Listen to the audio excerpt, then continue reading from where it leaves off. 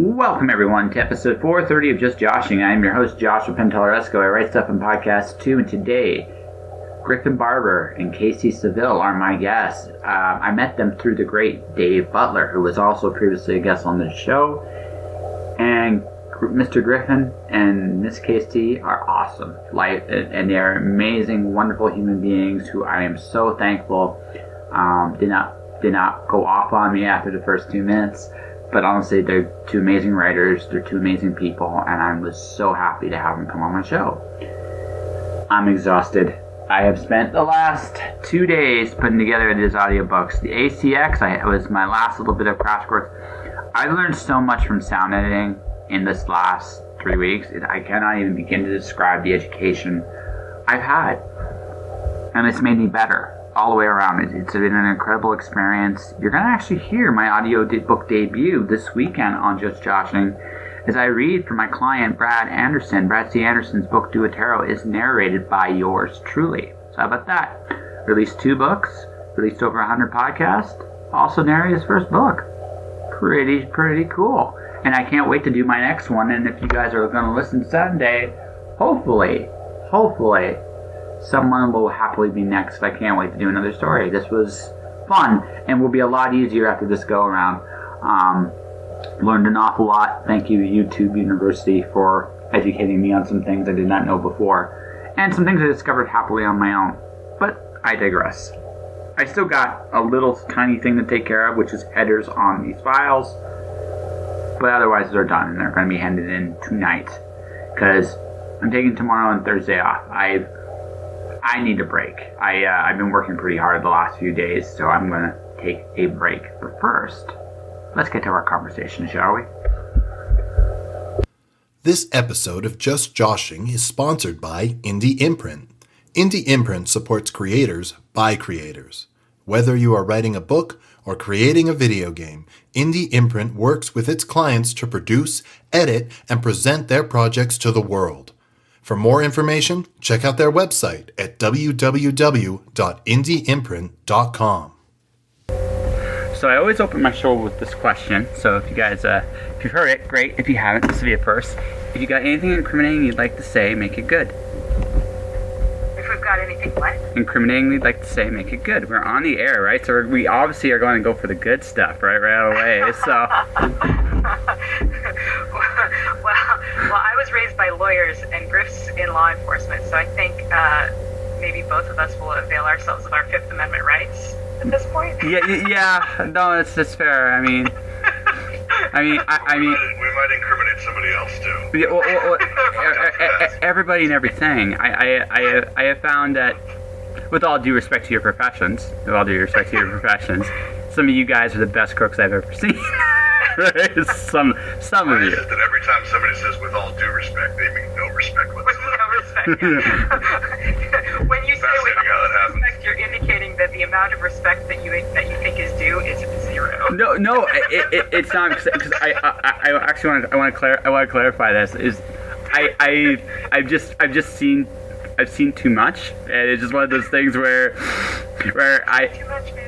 No, you do. I've moved an awful lot, and I've seen a lot of different people and different things. And one of the biggest things I've learned is that everything's deceiving. What you would think in most situations is that good people are doing these things, and actually, by and large, a lot of them are good people that just want to serve and make things better. I have found that people, both in the military and police, that's ultimately most people's hearts.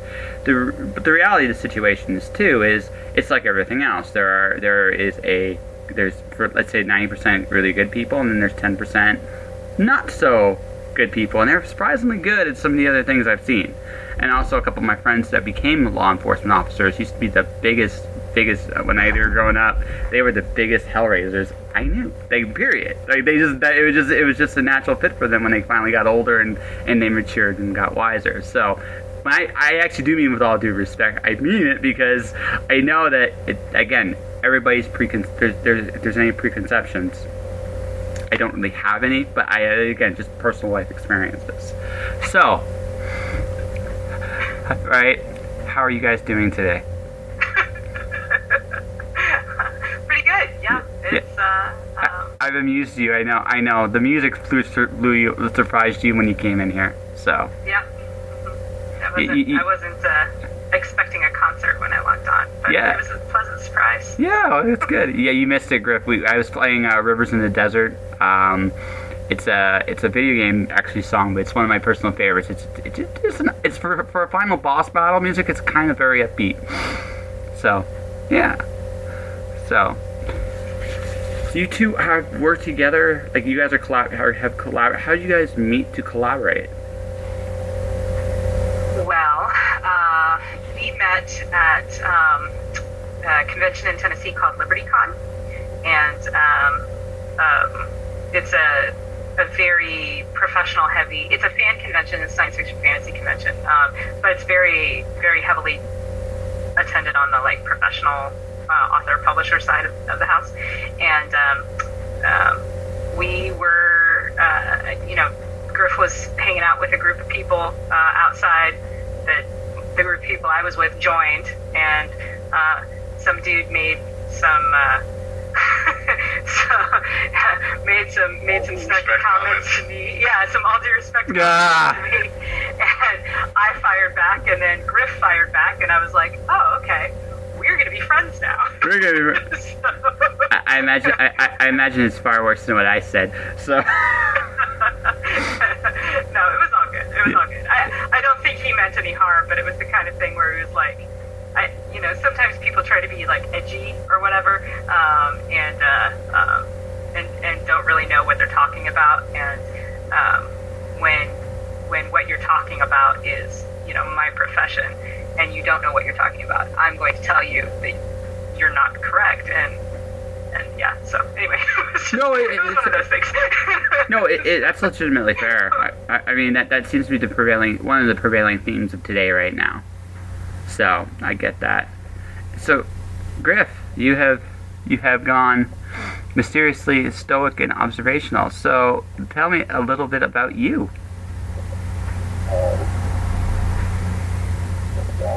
20 years. My experience has been it's a far smaller percentage than you were stating earlier.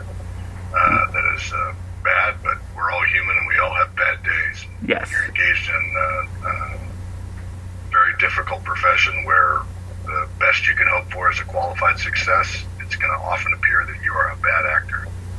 But yeah, we met at LibertyCon, which is an excellent convention. We had a lot of fun, and I had no intention of necessarily bothering Kacey with my work or trying to get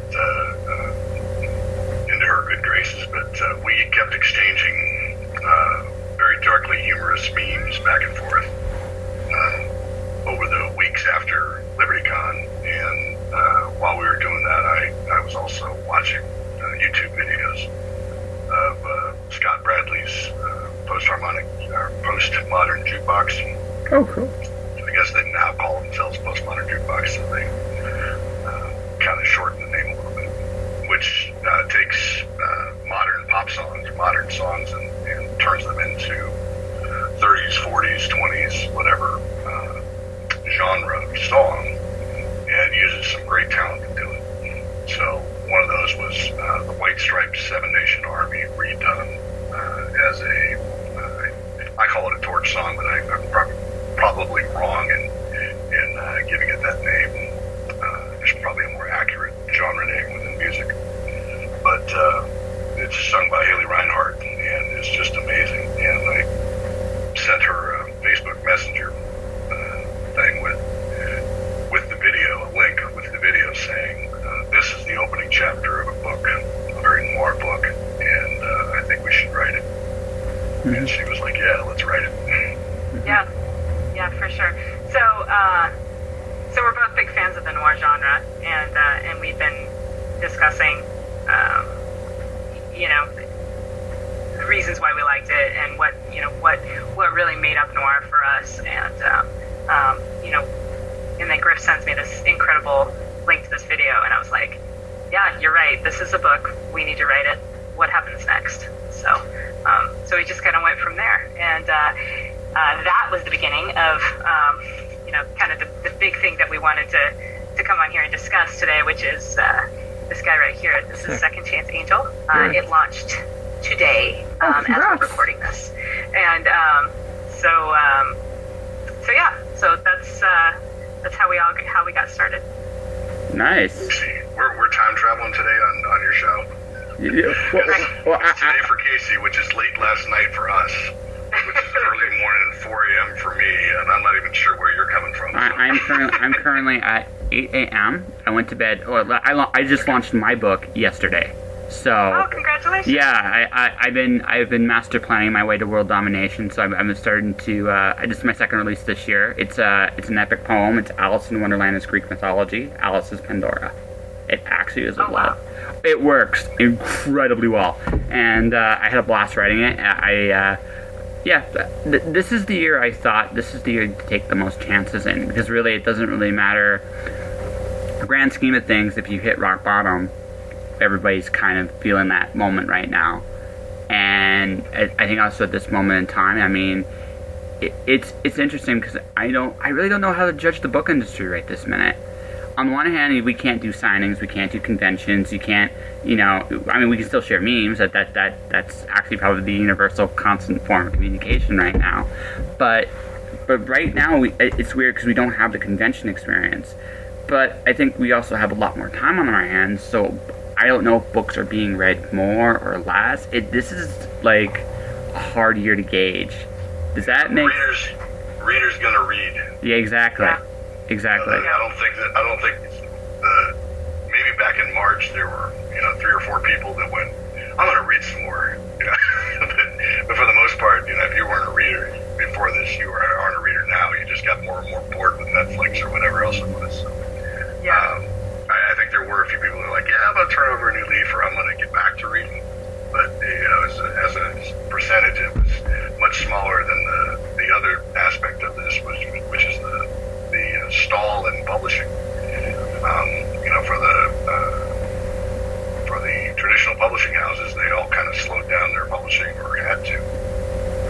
So I saw a thing in the UK that was like 470 books premiered in the first week of September. Right, because it was everything that was supposed to come out over the summer, but whose production was delayed due to the COVID shutdowns and stuff. So, it's been pretty interesting. Yeah. Best time ever to launch a book. Here's to us all. Good luck. Right. No. It's Hunger Games. Yes. May the odds be ever. Yeah. Well, it's.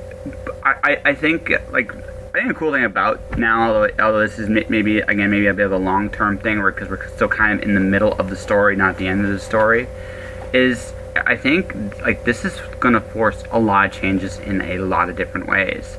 And I think maybe overall in a positive direction, because I'm actually doing a freelance thing with what Japan did in actually the 90s when their economy crashed. Right, they basically started shipping up their pop culture in new and different ways. And I'm thinking with just the way things have gone in the last 6 months, it's forced everybody kind of to reimagine, okay, how am I going to launch a book? How am I going to reach people? Because, one of the things I think this is proven in one way or the other is that a lot of the traditional methods we've had to reach people, they may not be necessary anymore. On the flip side, some of these things are very well missed too. So what do you guys think about that? Well, I think that this trial, this tribulation, if you will, this difficult period, is going to do as all of the, everything that has ever been a difficult period has done throughout history. And that is, there are some who are going to really suffer and, potentially get out of the business of writing books or publishing books or whatever. But on the flip side of that, there are going to be some who find the way to make it work for them, to move forward, and to really take this, this difficult time and make it an asset and an opportunity and seize that opportunity. And so I think you're right. I think we are going to see some changes. I think what I suspect is going to be key to success is this idea of not having all of your eggs in one basket. We've already seen that gone are the days of a new writer or a mid-list writer, being able to submit their book to the publisher, and then the publisher puts it out and takes care of all the marketing and all the and all the publicity, and that's just not the way the business is anymore. It's a much leaner business. There's a lot more impetus on the author to be a full participant in the promotional side of the business itself, in terms of, and not just a participant but a driving force, right? It's up to you as the author. You're in a partnership with your publishing house to sell your book. It's not their job to sell it. It's a combined effort. It has to be. And if it's not, then you're not going to sell enough, and then if you have an advance, you may not earn out your advance, and nobody's going to be happy, right? So the most successful authors that we've seen are those who take that initiative and that impetus and really go forward and push and work the online social media angles and work the email list angles and develop their audience and their reach such that they have the ability to say, hey, I have a new book out, it's about this, and I think you guys are going to like it because you already connect with me, you connect with my work.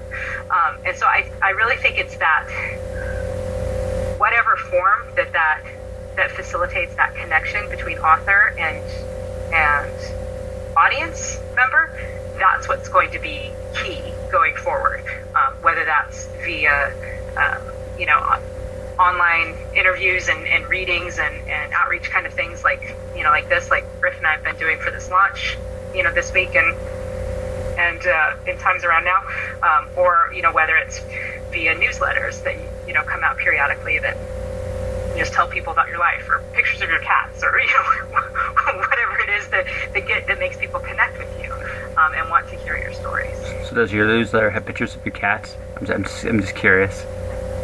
I legitimately posted a picture of my book with my cat online for launch because I am awesome. Shameless and happy to use the cuteness for capitalism. I'm all for kitty capitalism. There you go. The one thing I'm looking forward to, or very interested to see, is what kind of art comes out of this. Not from us, but from the young generation that's going to school and trying to find their way through all this crap. I can't imagine, I can't imagine myself being, 15, 16, 17, 18, anywhere in that age bracket, and trying to find my way. Yeah. Girls to date, friends to hang out with, and all that stuff. Just humongous challenges. Yeah. And unprecedented. I mean, the threat that we kind of face was like this existential, background noise of the Soviets nuking us into oblivion and us nuking the Soviets into oblivion. So, but it was, it was like, what are you gonna do, right? Whereas this is like, what can you do? You shall do this. You shall do these other things. Yeah.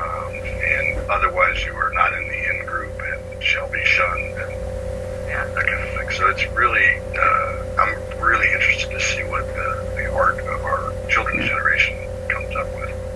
For sure. And you know what? It wouldn't surprise me if it has a lot in common with noir.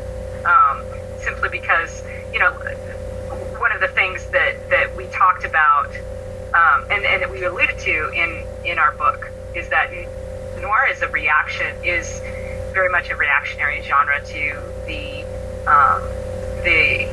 industrialized warfare of the early 20th century, and the fact that for the first time, warfare could be conducted on a scale that provided, as Griff said, an existential threat, not just to people, but to nations of people, and to generations of people. And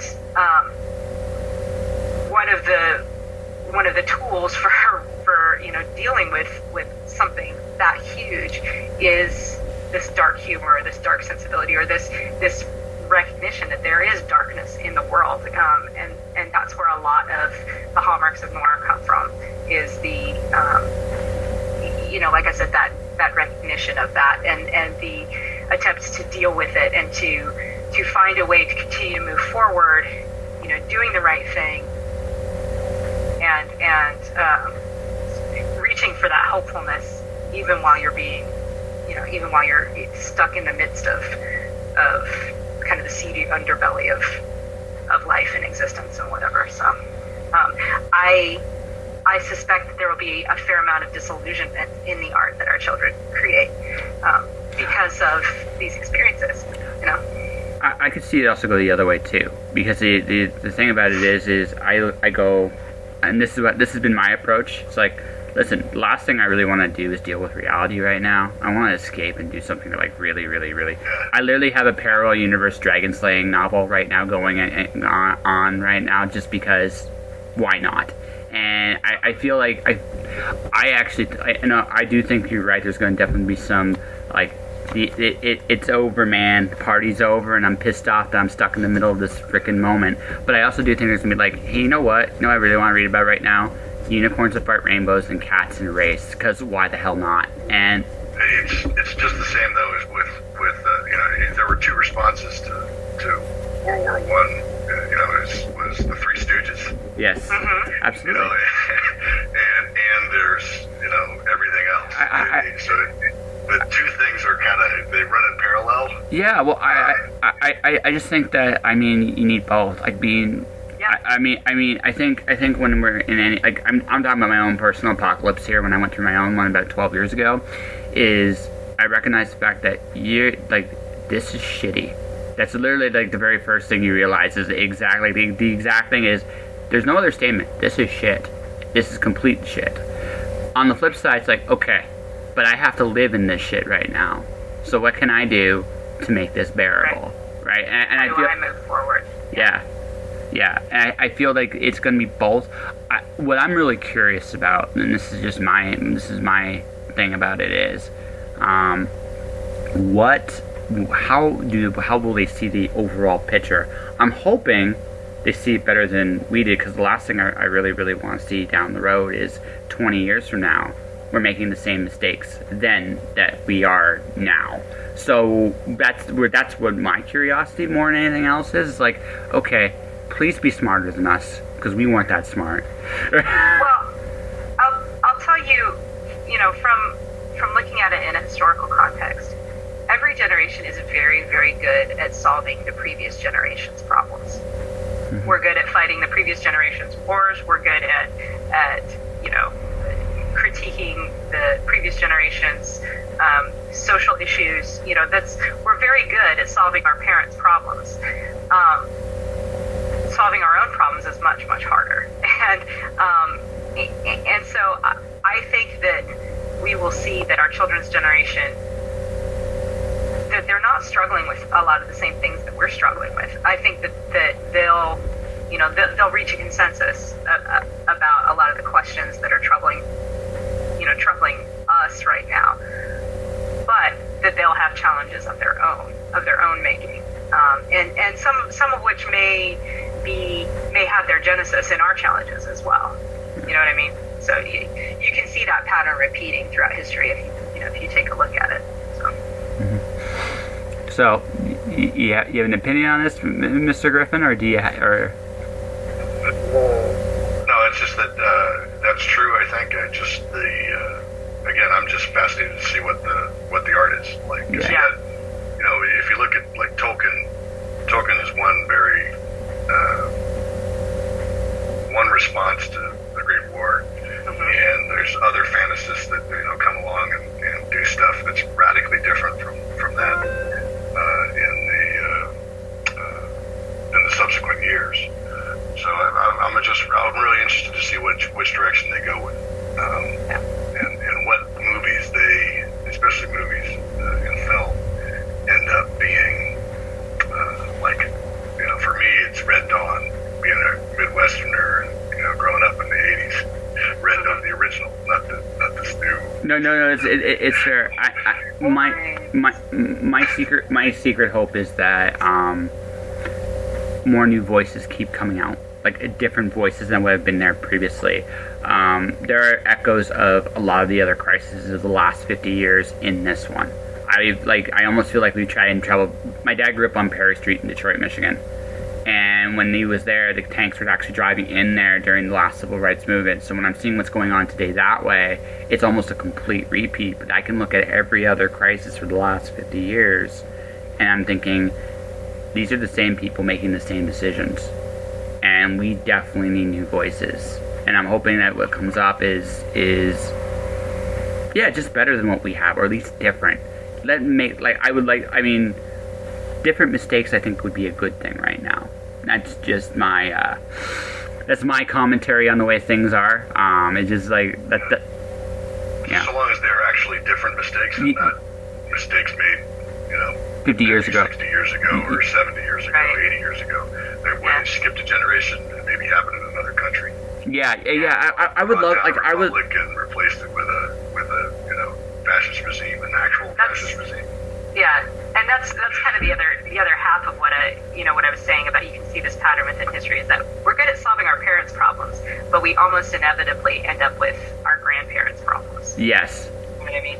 Yes. Because history does repeat itself. We think we're good at learning from history, but really we're only really that good at learning from recent history. No, I actually concur with this. I've been watching what's been going on. It's like, this is like a hot tub time machine. Like, I was in 1968, which is a fantastic movie, by the way. Yes. No, it's fantastic because I prefer. I wish it was Back to the Future, not so much hot tub. But I get it. Like, that's just a product of our times and our generation. Like, we all have our own tastes. But what I'm saying is, like, I fear we're going to repeat 1976. That's kind of a little fear in the back of my head now. But I am looking at what's going on at this point. Like, I can see elements of everything that's kind of come before, including even. We're not going to go into politics too much. This election kind of reminds me of the second Reagan election. That's what it kind of reminds me of a little bit. There's some surprising similarities. Like, history just seems to repeat. I'm hoping what comes up next is, we do something new. Let's screw up in a completely brand new way. I want to be pleasantly surprised. Call me, optimistic, but it's just like, what? I just want to see something new. And, going back now into art, the other cool thing about what's happening now is you can tell stories in so many different ways now. Just writing-wise, there's the book, there's the audio, but you can also now combine genres, right, and do some really cool things and that have never been thought of before. And I think that's going to be where a lot of new art is going to come from, because it's like, hey, listen, have you ever thought of matching up a book with a video game? Let's just actually do that and see what happens. And I think there's some really cool ideas you can do that way. I don't know. Maybe I'm crazy. Even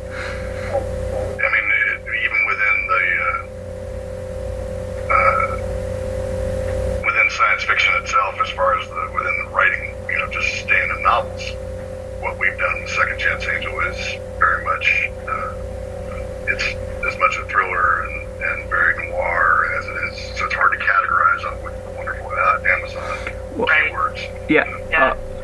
So actually, I was just going to ask something about your book, actually, now that you brought this up, because you guys based it off a YouTube song. Is there music in there? Yes. The opening scene is the opening scene of chapter 1 is the what was brought from me, what made me feel. It was the scene that I wrote. What made the video made me feel was like, okay, I'm going to do this, and that was what the opening chapter was. Yeah, it was directly inspired by the performance in the YouTube video. Yeah, you guys have to send me the link to this when it's over, so I can actually see it. That's really cool. So I'm going to ask an interesting one, because I've heard different definitions of noir. What's yours? You want this one first? Yeah, sure. Okay. The original noir was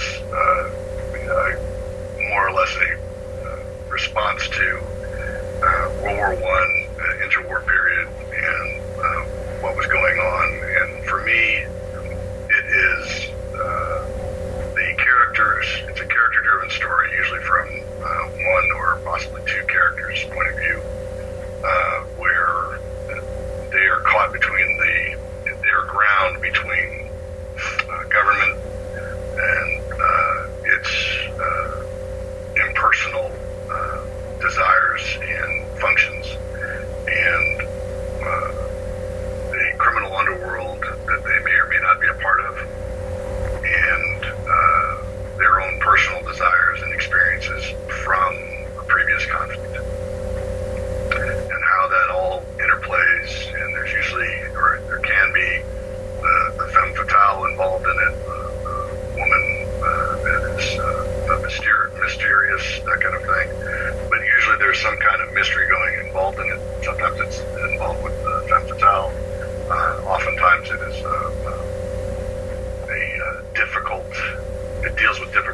matter, and it's not necessarily lighthearted, and it never, ever, ever, ever guarantees a happy ending.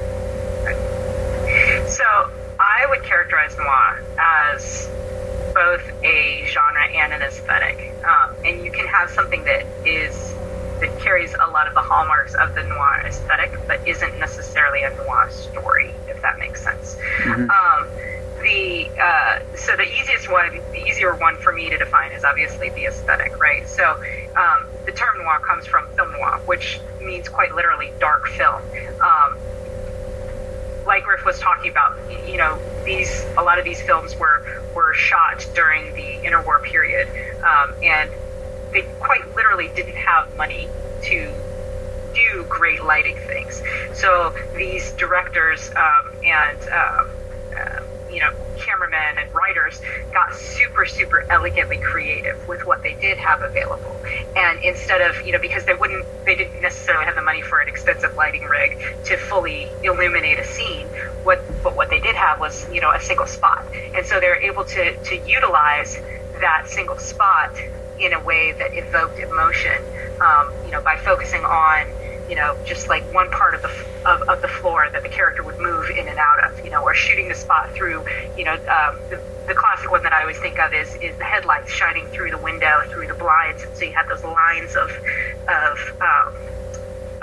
light on the floor, that the characters are walking in and out of, and it's very evocative, and it does a really good job of bringing up of eliciting emotion in the audience, kind of like I'm probably going to say this wrong because I don't speak Italian for shit, but kind of like I think it's chiaroscuro, the painting technique of light on dark and dark on light, very much like that.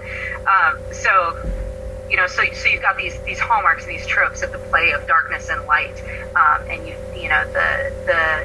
the juxtaposition of your hard-bitten detective and your femme fatale, and within the genre of noir, you see those tropes reflected, or you see those aesthetic choices reflected as tropes, where you have characters that are juxtaposed against one another as foils, and oftentimes you'll have a juxtaposition of very, very wealthy setting for a scene, a mansion, or the country club type atmosphere, this Gatsby-esque party, and then the very next scene will be set in a slum, and it's dark and dirty and smelly, and there's bad people chasing you, and you're getting into like a down and dirty fist fight, and so it's none of that necessarily defines the genre, but those are all hallmarks that can exist as part of the genre. For me, the definition of a noir story is a story that examines and explores the darkness that is part of the human experience, but doesn't necessarily succumb to it. Because it's not a horror story. It's a story that you fight through these things, and maybe you're not going to win, right? Or if you do win, maybe it's a Pyrrhic victory. Maybe you're not going to get the girl, but you're going to keep fighting anyway because it's the right thing to do, So for me, noir always, and a lot of people like raise their eyebrows and look down their nose at me when I say this, but whatever. I've published 2 noir books, so saying it for me, noir actually always carries a hopeful note. It's not a very loud note, but it's like. It's like that little last little bit in Pandora's box. There's always just a note of hope there, because there's a reason to keep fighting, even if it's just because screw you, I'm not going to let you win. No, I can respect that. That's why I asked this question, because noir is I knew one noir producer, he wanted it as nihilistic as possible. Nihilism does have its place in noir for sure, but yeah, I found that I had to have a kernel of hope in there, or I just couldn't write that story. I think nihilism and noir are 2 totally different things. Okay. Maybe related. Maybe they're inspired by the same thing, but they're different. No, it's fair. No. Same thing with noir and horror. 2 totally different things. Maybe inspired by the same thing. Maybe they have things in common. Maybe they're cousins, but they're not twins. Fair enough. This is one of those things that we Kacey and I have been on a couple of panels, and we've certainly watched a few panels with other authors with much larger backlists than us, discussing, what is noir, and you can really go down the rabbit hole. Oh yes, you can. No, And people can. get combative about it. Have you noticed that? Like, Oh yeah, no, super combative. Hey, listen. People are passionate about their stories. That's not always a bad thing. It's not always a bad thing. It's just funny to me because I very rarely see like people go to the mattresses as much to define something like military science fiction. Like, or what's epic fantasy versus regular fantasy or whatever. It's but man, I've seen like shouting matches in panels over what's noir versus hard boiled or whatever. And really, ultimately, it's in the end, it's how do you as a consumer, right? Decide on what you're going to buy. Yeah. What art are you going to consume is based on so am I going to go to this section? There's first off, there really isn't a noir section unless your bookstore is really really smooth. It has a really good idea. Or it's just really cool. Just like it's like we're ahead of our time. We're going to classify everything for what it actually is, right? And then it becomes again it becomes divisive. It's divisive. It's one of those things that just come on. It is a lot of things. What it is a story. Is it a story? Is it a complete story? Yes, it is. Okay. So what does it have? It's got a bunch of different tropes from different things that we've fed upon and enjoyed and that excite us. And hopefully it'll excite you as the reader too. That's kind of. So. I'm assuming you two are primarily work by yourselves when you put together your work. I'm not talking about this book in general, just by yourself. But you guys have published other works, and you guys generally are writing by yourselves. Actually, most of my work has been collaborations. Really? This is my first. This is my first full-length collaboration with Griffin, but I have 2 solo novels out and four collaborative novels out. In addition, 5 counting Second Chance Angel. So, yeah. That's cool. Yeah. Okay. Yeah, I do a lot of co-writing. Yeah, and so do I. One of the things about our other publisher, Bain Books, is that they have a history stretching back to the 80s when they were established of the journeyman and master relationship in a book. Yeah. Yeah. I think it might have started with Dave Drake and Steve Sterling, S.M. Sterling, where one person is already established or more established, and has a great way to make money. They go, hey, why not you guys like each other? You can get along. Why don't you work together? And so, like I wrote 2 novels, one of which is already out, and another one's coming out in the 1632 universe with Eric Flynn. 1636 Mission to the Mughals, which takes place in India, and 37 the Peacock Throne, because of course a mission never goes wrong, right? Absolutely not. Never. The Peacock Throne is the sequel in that, and also takes place in India and covers the civil war between Aurangzeb and Shah Jahan and the rest of the siblings that takes place. Okay. Very cool. So you guys have experience. So it still makes my next question still a very valid one. But I just figured I led with that and learned something new. Very cool. But here's the question: what have you two learned writing with each other? What have you learned from the other? One of the things I got to say is that Kacey's. I don't necessarily know that I've learned it fully, but Kacey's a lot better at doing emotional scenes. She's a lot better at figuring out how to hit those notes as she goes along through writing the scene, and that's something I'm trying to study up on and to increase the impact of what it is I'm writing. Thanks, man. That's nice of you to say. It's funny that you choose that, because I was going to say that writing with Griff has made my action scenes 100% better. So apparently he's the fighter and I'm the lover in this. There's nothing wrong. There's just different languages, but they're ultimately doing the same thing, telling a story, right? So yeah, but no, it was that was one of the things I particularly enjoyed about this collaboration, is that, you know, we come from similar backgrounds, but we do come from very different backgrounds as well. And so being able to utilize our various experiences, you know, in order to inform the story and you know, to motivate the characters and all of those things that you end up doing as a writer when you write something. It was cool to see how, I don't know, I learned a lot. I learned a lot about, you know, what fist fights actually kind of feel like. Or at least how to write about them. I still don't really know what it feels like to be punched in the face, thankfully. So I'm kind of jealous. Well, unless you count by like a sleeping child. I've been clocked by a sleeping child a couple times. Listen, it's like they hurt. They can hurt too. I mean, because you don't see them coming, That's right. right? They don't see it. I remember once when I was a kid, I was babysitting some kids, and they ganged up on me, man. They revolted, and it was one. No. Yeah, it was just I was letting them play, and it just kept going. It's like, oh my god, they're kicking my ass. What the hell, right? Because you don't expect it. But the other thing too is, people forget this. Children are given the permission to play, that they can come at you, and it can be vicious. Kind of, sort of. I mean, I'm talking about my own traumas here more than yours. But I mean, getting when you're surprised, like the thing about like when a kid hits you, it's always the surprise of it more than anything else that gets you. It doesn't necessarily hurt, but it's like it can though, depending on where they hit you. Like where do you get punched?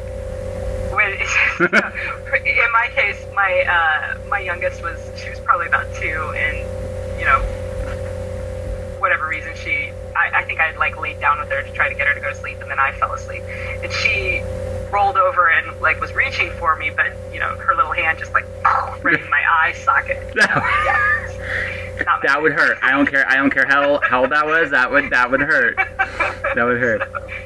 My favorite with my kid was I think she was like 6 or 7. She had already started playing soccer, and she was sick, so she was sleeping in between my wife and I in the bed, and but she was getting overheated, so she would kick off the sheet and everything.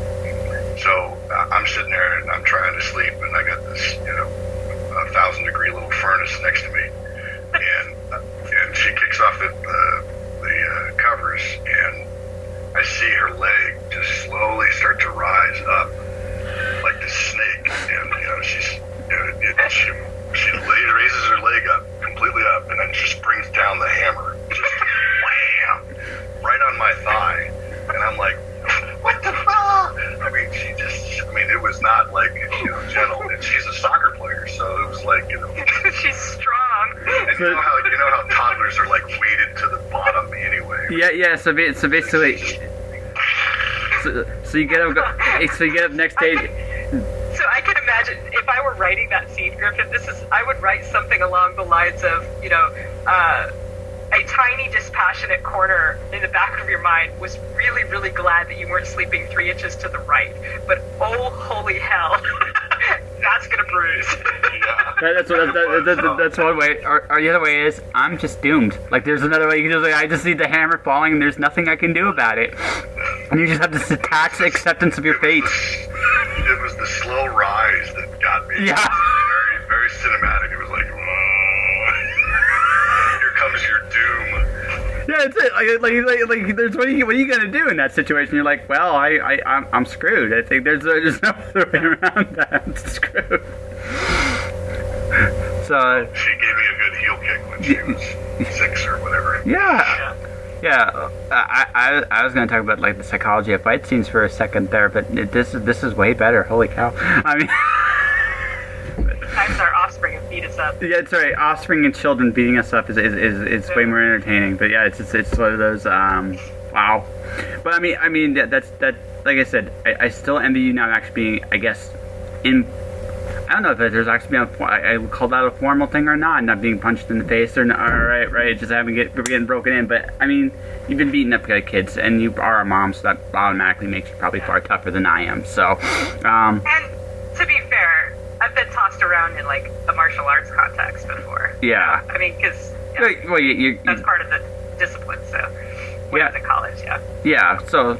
So It's not that I've never taken a hit. It's just I've never been in a, bar fight, I guess. Oh, well. That's okay. I mean, that's they're overrated. I mean, I'm just gonna. The other thing is that, she's really good at doing action sequences. It's just she's not. She hasn't had that experience of combat where the blood in your teeth kind of thing going on. She's had much different combat experiences, which I have not had. But the writing action sequences is never necessarily, because even a romance is an action sequence. Mm-hmm, absolutely. You were right.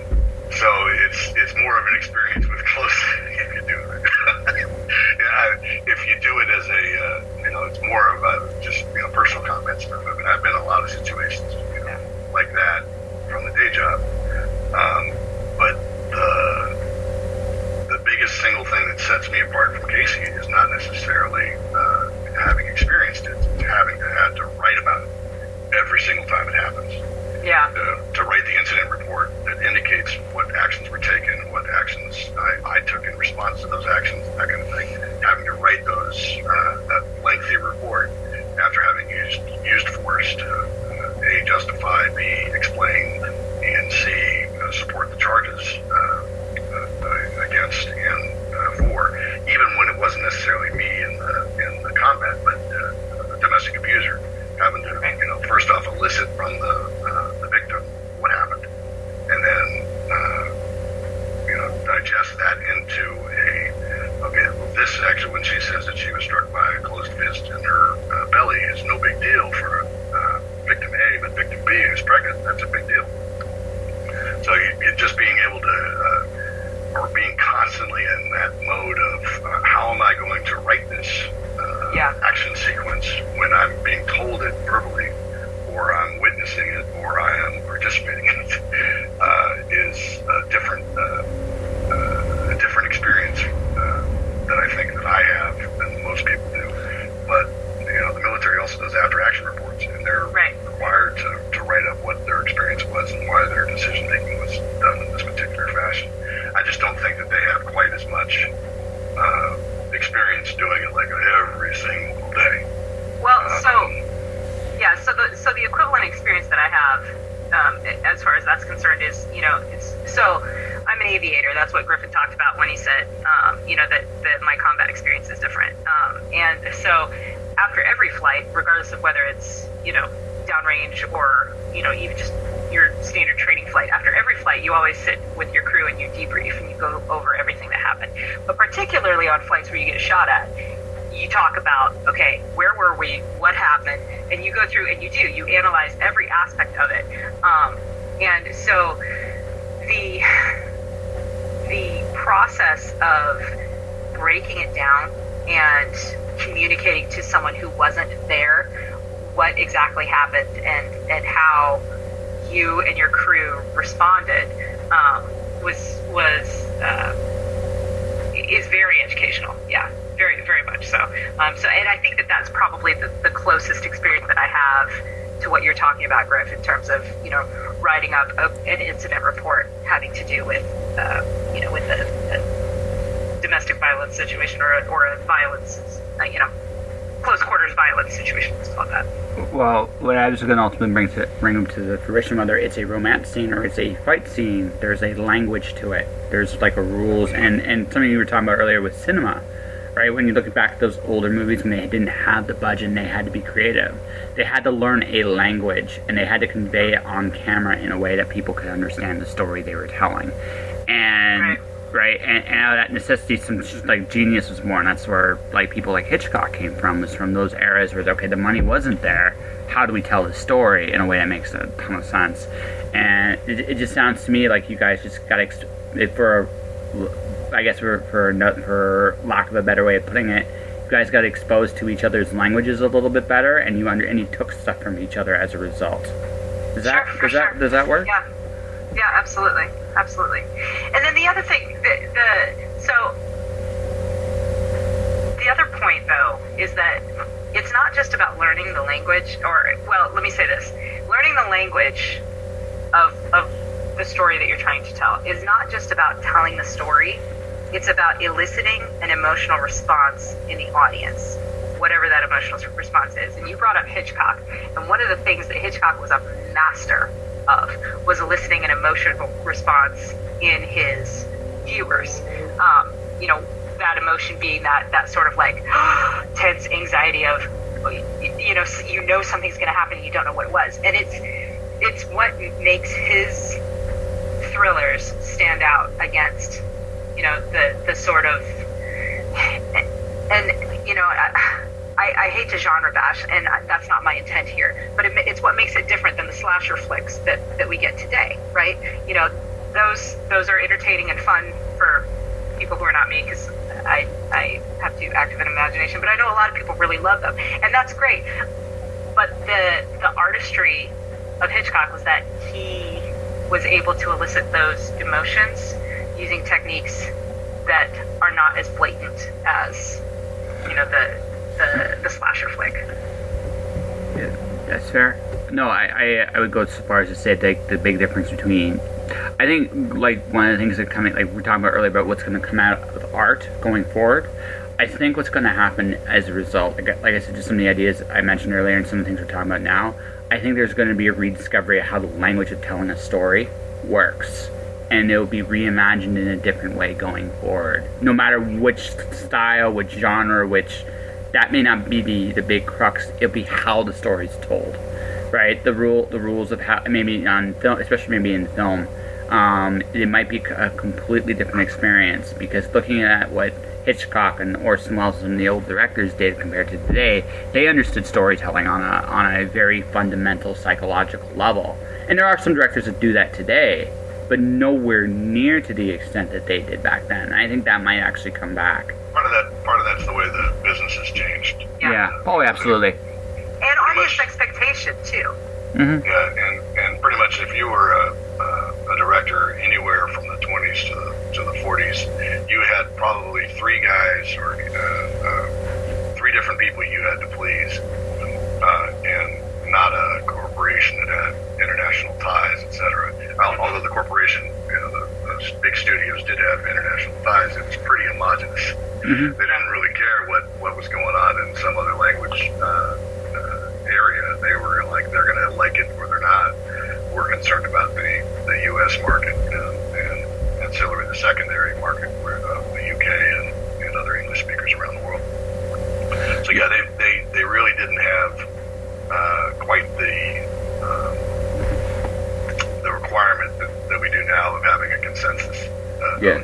This is what we have to do. We have to check all these boxes in order to make a film. Yeah. And we need to make sure we don't check these boxes. Right. So, yeah. Genghis Khan with John Wayne as the lead never would happen today. Yeah. Well, and like I said, audience expectation has changed too. And you know what? I think it's a mistake to say, or I think it's short-sighted to say that there's going to be a change as if it's not constantly happening anyway. And I think that's true both in film but also in fiction. And you know, I'll give you a great example. You know, when I was a kid, in the late 80s, early 90s, I'm going to go ahead and date myself here.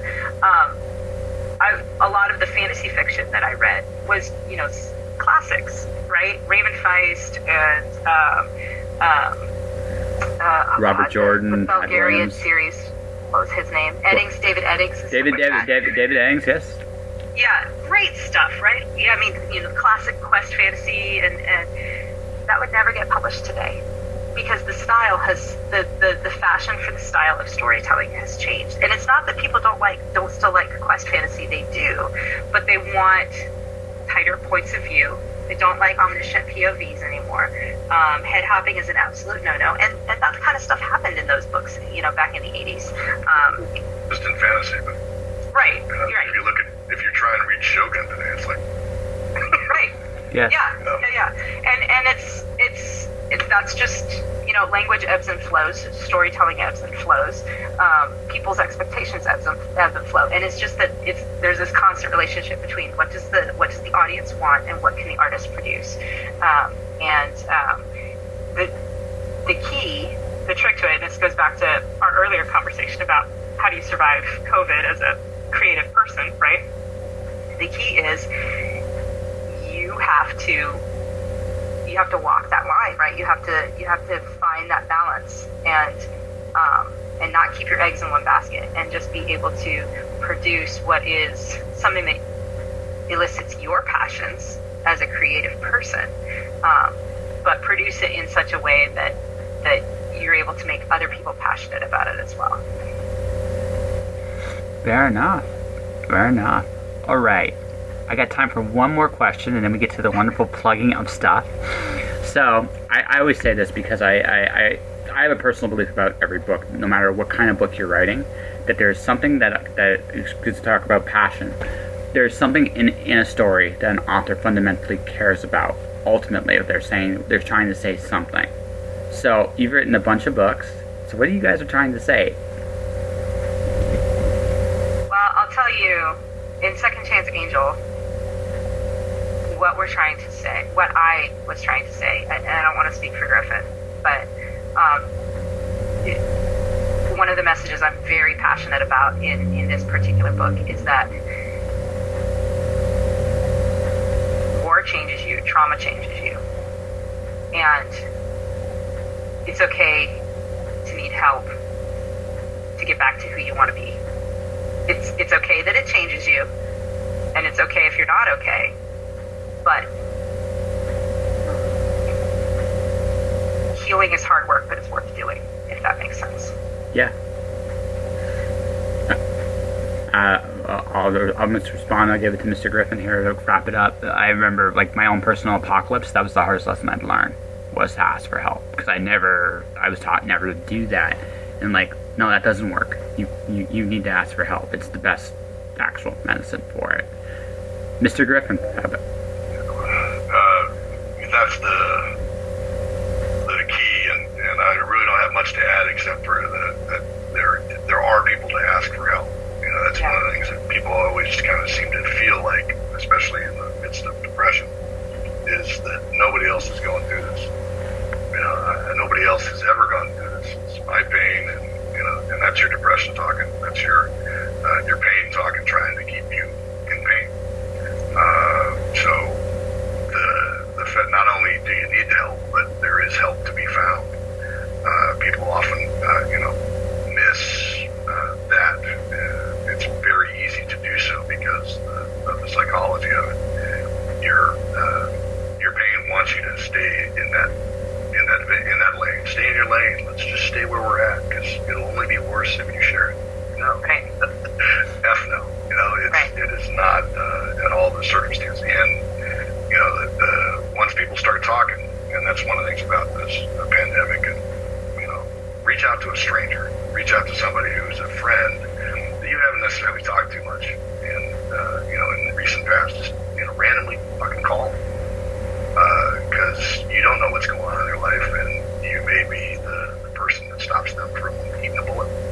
Yeah, that's fair. Yeah.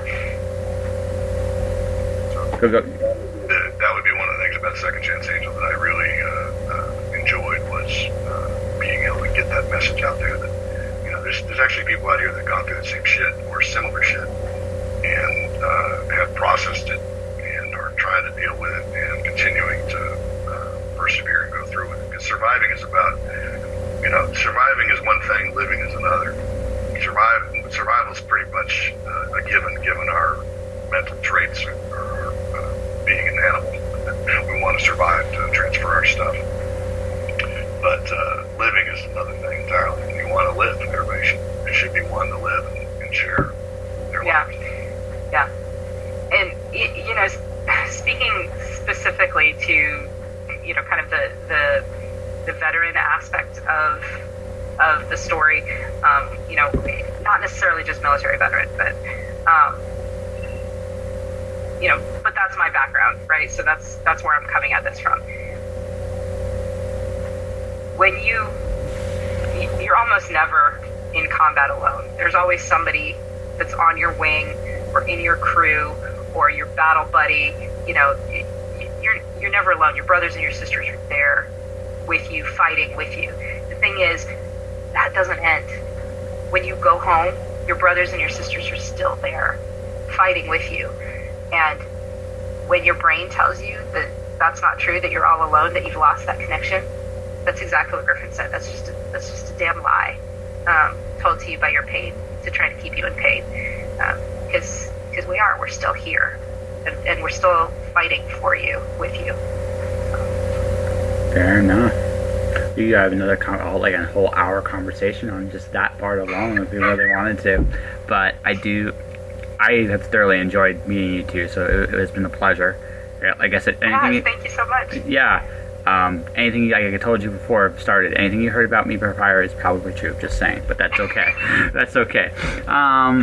So this is how we're going to wrap this. I think since we do have a pretty good interview here, and I know Griffin should get some sleep at some point. You don't need sleep. The foot will always be there. No, and I digress. Yeah. But what we'll do is we'll go. Okay. Damn it. Give it a minute. I'm in my dad's shop, so it's weird little. Okay. So here's what we'll do. Kacey, actually, we're losing for Griffin, alphabetical order. Griffin, plug yourself.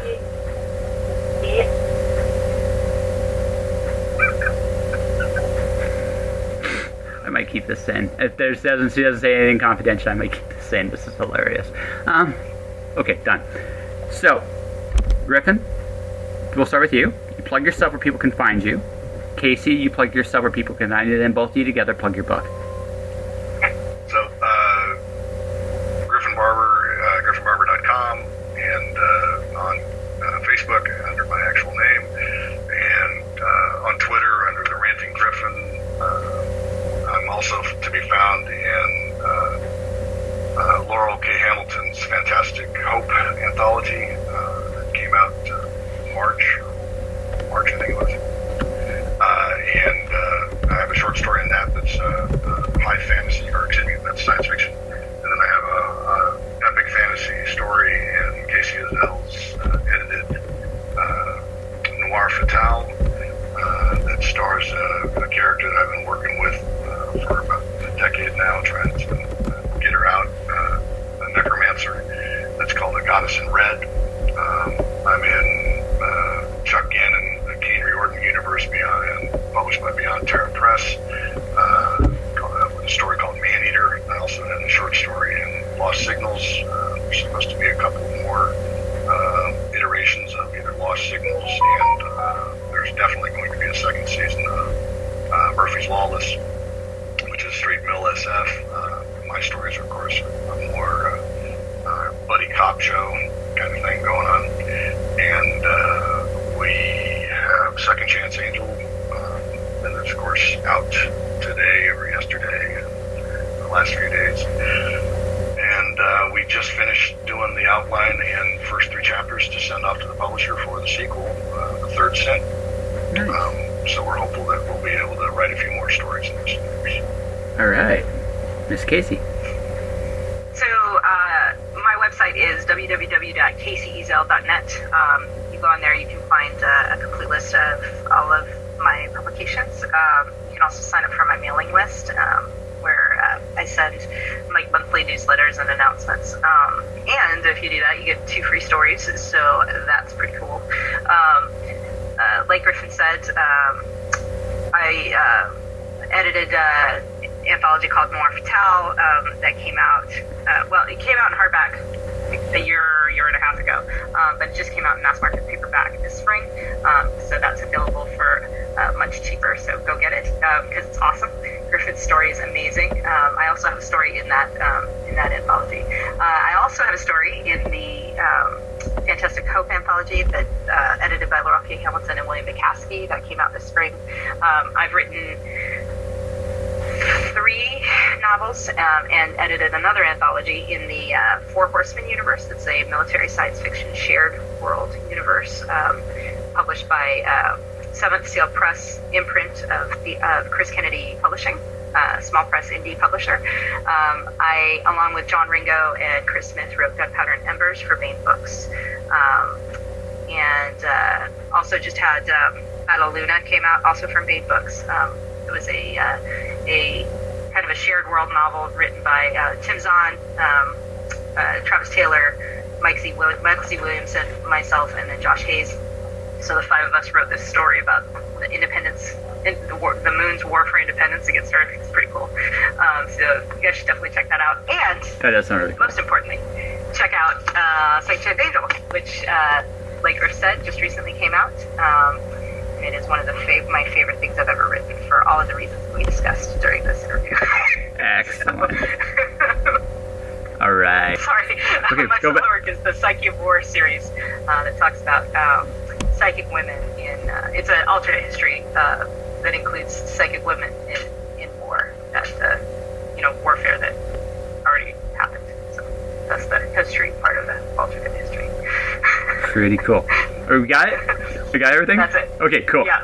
Let me help you tell your story. I offer a variety of audio services. I will narrate, I will produce, I will edit, and I will master your file so that it will be ready for Audible and Spotify. And if you don't want me to narrate your story, whether you want to do it or get someone else, I will help you find the right person for the job. All in all, I just want to help you tell your story.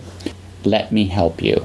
For information on my rates and services, please click the link below in the podcast description, jpenteloresco.wordpress.com for more details. That was my conversation with Kacey Ezell and Griffin Barber. Their book is Second Chance Angel. It's awesome and made of cheese. Okay, it's not made of cheese, but it's a good book. And honestly, 2 very amazing people wrote it, and you should definitely give it the opportunity it deserves. I want to thank both Kacey and Griffin for coming on my show. Both of you are welcome individually or together anytime you like. I'd love to have both of you. I got the sense I could do a much deeper conversation with either of you. Again, I definitely would love that, but that's up to you guys, and I'm cool either way. Thank you for the opportunity you gave me. I appreciate it. Now,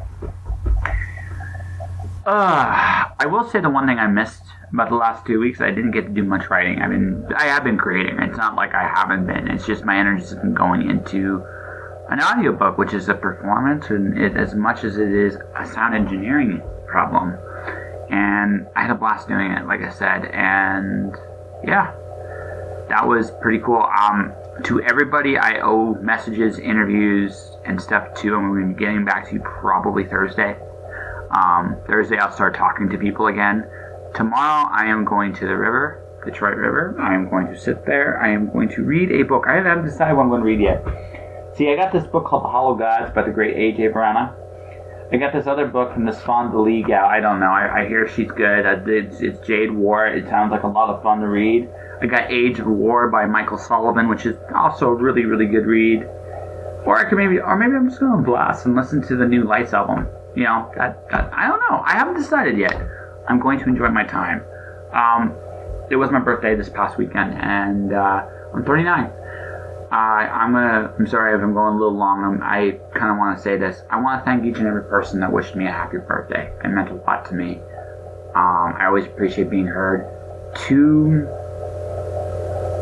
the people that are considered me friends, your friendship's appreciated. I am grateful for all you've done to shape me for who I am. If you don't like me, well, thank you too. Even if we were friends, I'm sorry it's over, but I'm happy it happened. And, I wish you well. I truly do. I got to connect with some old friends. I got to meet some new people. It's been a wonderful journey this last little while.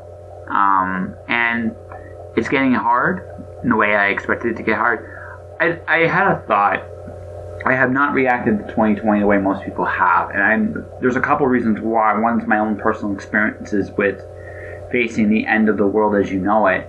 I faced my end of the world in a very real, tangible way. That's part of it. But the other part of it's too, I knew this year was always going to be uncomfortable for me. There would come a point where it would be really hard. And so everything else, honestly, has kind of made it easier. I know that might sound really strange, but it just means that everybody has the chaos in common. And it's oddly I don't wish it on anybody, but it's oddly comforting to know that everybody's going through this transition. This time next year, I will be in a very different place. This time next year, I will be making a full living being a creative person. I made myself this promise when I did this, that I did this because I believe in myself. I'm not going to resent this road. I'm going to go for what I'm worth. Because if I don't fight for it, no one will. And that includes, and if that's my advice, my big year-long motivation, you're worth the moon. You don't need anybody's permission. Go get it. Because you can. And it's out there.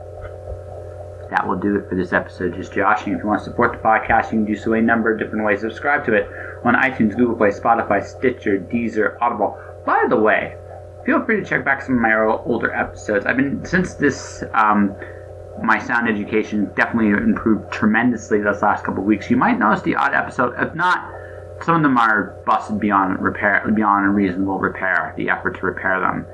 But some of them are better. And so take a look. My books, LS0 and The Cloud Diver, are available on Amazon right now. Stay tuned for the next stage of The Cloud Diver real soon. Outside of that, I have merchandise, jpentelresco.redbubble.com. I have a newsletter. I'm on Instagram as Just Joshing Podcast or jpentelresco. Give me a follow. I'm posting videos and motivational stuff there all the time. My blog is jpentelresco.wordpress.com. My audio services are there. Stay inspired. Thanks for listening. Keep surfing the chaos. And I'll talk to you guys again real soon. Josh. Shush.